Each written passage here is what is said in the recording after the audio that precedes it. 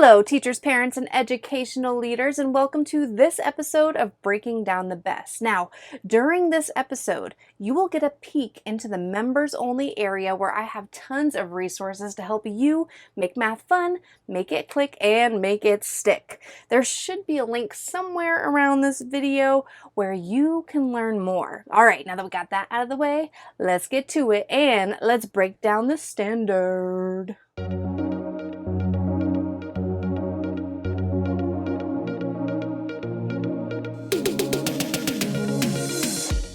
Welcome to Breaking Down the B.E.S.T, a video series dedicated to breaking down Florida's B.E.S.T standards for math. So grab something to write with and maybe even a snack. This looks good. And don't forget to put a smile on your face. There you go, I see you. And let's dive into today's B.E.S.T standard. Hey everyone, and welcome. My name is Sarah McCarthy, and I'm so excited that you are here joining me as we break down the following standard. Today's standard is MA.3.M.2.2, and this standard says to solve 1- and 2-step real-world problems involving elapsed time. And elapsed time is the amount of time that passes. We've got an example here that says a bus picks up Kimberly at 6:45 a.m. That would be the start time, and arrives at school at 8:15. That would be when her ride ends. How long was her bus ride? That would be the elapsed time, the amount of time that passes by. By the way, this document that I'm marking up all over is not something that I created. This is something that the Florida Department of Education releases to the public. And all I'm doing is showing you how I use what they provide to break down the standard and make sense of it so that I can create resources that are strategically aligned to the standard that you'll see in your membership. So we'll take a look at that in just a second, but let's keep going, okay? It's mentioned right here that the expectation is not to include crossing between AM and PM. Now, in the previous standard, 3.M.2.1, students are expected to be able to understand how to use AM and PM appropriately. But for this standard, we might see AM and PM, but we need to make sure that when we're finding the elapsed time, we're not going all the way up to 11:59 AM and then into the PMs. We're not crossing that line, okay? Also, I think it's important to go ahead and state that elapsed time can be very challenging for students that have a hard time understanding understanding their clock skills, how to tell time to the nearest minute, understanding that there's 60 minutes in an hour. So make sure that your students have a firm understanding of that. I suggest going back and watching the 3.M.1.1 video to show how we break that one down. Elapsed time can be challenging, but I think it's super fun, and I try to make it as fun as I can in the videos. All right. So what connecting benchmarks and horizontal alignment do we have? Well, for NSO.2.2, this is our understanding multiplication and division standard, which works because we're counting by fives in this standard, right? And then we have this standard, 3.AR.1.2, which involves real-world problems using all 4 operations. So the more practice we can get with those real-world problems, the better. Where are they coming from? Well, in 2nd grade, they practice telling time to the I didn't finish writing it, but to the nearest 5 minutes, okay? That's where they're coming from in 2nd grade. And then in 4th grade, we have measurement real-world problems involving distance and time that we will use too. Okay, the purpose of this benchmark is for students to apply their understanding of telling and writing time to solve 1- and 2-step word problems involving elapsed time. It says elapsed time can be represented within a single hour or crossing into the next hour. If a class is 30 minutes, but it starts at 8:45, we're going to cross into that 9 o'clock hour. Again, they state that elapsed time should not include crossing between AM and PM. This is the 1st grade where students will be expected to determine elapsed time. We have different types of problems. So different types we have where we're trying to figure out the elapsed time. So you're given the start time and the end time, and you have to figure out how much time passes. Maybe we know the elapsed time and the end time, but we're trying to figure out the start time. Or maybe we know the start time and the elapsed time, and we're trying to figure out the end time. So different types of problems that we need to make sure our students have experience with. Here it says a great way for students to work with elapsed time is to use number lines. And I said my fave. I think that number lines are a wonderful way to do this. It says here that students could use pre-marked number lines, intervals every 5 or 15 minutes, or open number lines, where the intervals are determined by the students. And in taking on the B.E.S.T, we use those open number lines where we can use our number sense to find the elapsed time.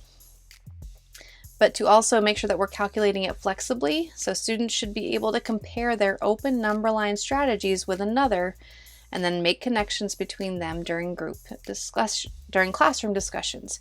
So I said right here, this is great for math talks. And the way that you do this is if you have a problem and you have one student share in the class, you can say, okay, is there anybody else that got the same correct answer, but they got it a different way? And the more that students can share their strategies, share their ways to see that there's not just one way, but that there's multiple ways that you can think about finding the elapsed time, the better their sense is going to be with this. So these are two different examples of how you could have talks right there, both involving 90 minutes, but showing it a different way to arrive at the same end time. Okay. Here it says that student solutions may be expressed as hours and minutes or minutes only. Conversions from minutes to hours or hours to minutes is not expected in grade 3, so students should see both as correct. But I do think it's important that students are able to say, okay, I know that an hour and 30 minutes is the same thing as 90 minutes. I think that's important there. Here it says that elapsed time can involve multiplication and division.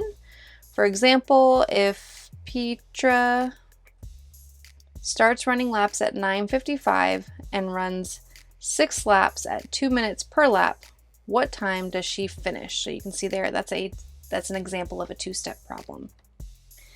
In common misconceptions and errors, it says that students might confuse time because it doesn't follow the familiar base 10 pattern. Like when we get up to 9, we have to go all the way up to 9 before we go into a 10, or we have to go all the way up to 99 before we cross into the next 100.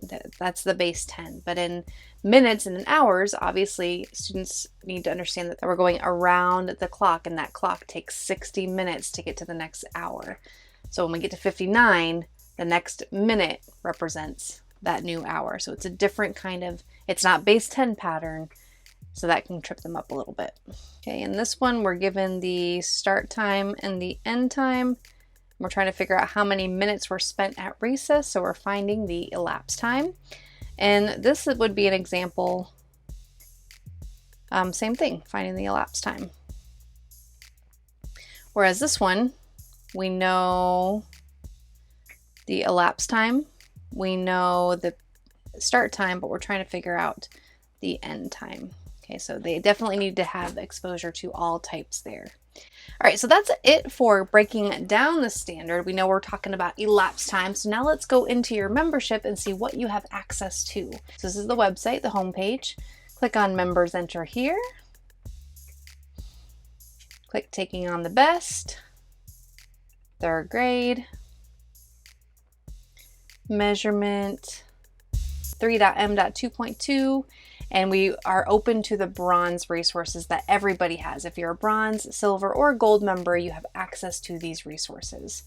So this says, so you can see we've got a determine the elapsed time. So we'll know the start time and the end time and have to figure out the elapsed time. The second video is determining the end time. So we'll have the start time and the elapsed time and have to figure out the end time. And then here's determining the start time. And then on the final video, we have multi-step time problems. Those printables that go along with the video lessons are right here. And I'm going to show you those pages in the silver plan, okay? So silver members, you have access to the video lessons plus extra practice. These are the same printables, video lesson printables. So when you click that video, this is what we're going over. And you can see we're given the start time and the end time for each, and we're figuring out the elapsed time. using a number line strategy. So if I go, I'm actually going to go back real quick to show you that if you're not sure what to do with them, just take a look at the video lessons where I break down how to use elapsed time, how to use the number line, and all of that, okay? Definitely take a look at those. Then you have extra practice if you're a silver member. Here's the video lesson for determining the end time. And then we've got a similar practice page. Video lesson for determining the start time. And then an extra practice page. And then a multi-step time problem. So you can see here it says Valerie begins a project at 8:15. She completes the project at 9:10 a.m. Her project consists of writing social media posts for a company.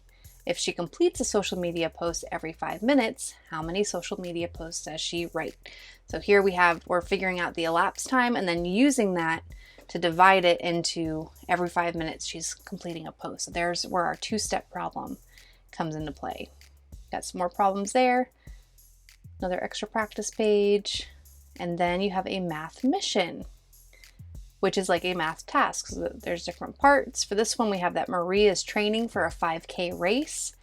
We're using the information in the table to fill in the missing values. So for some, we have the start time and the end time. We got to figure out the elapsed time and so on and so forth. And then part 2 says, Marie says that her fastest time was on March 28th because this is the day she started running at the earliest time. Is Marie correct? Explain your reasoning. So it's just really taking the thinking up and the responsibility increases for student thinking. Then we have the math misconception mystery episode and what you do there. Oh, let me go back to silver.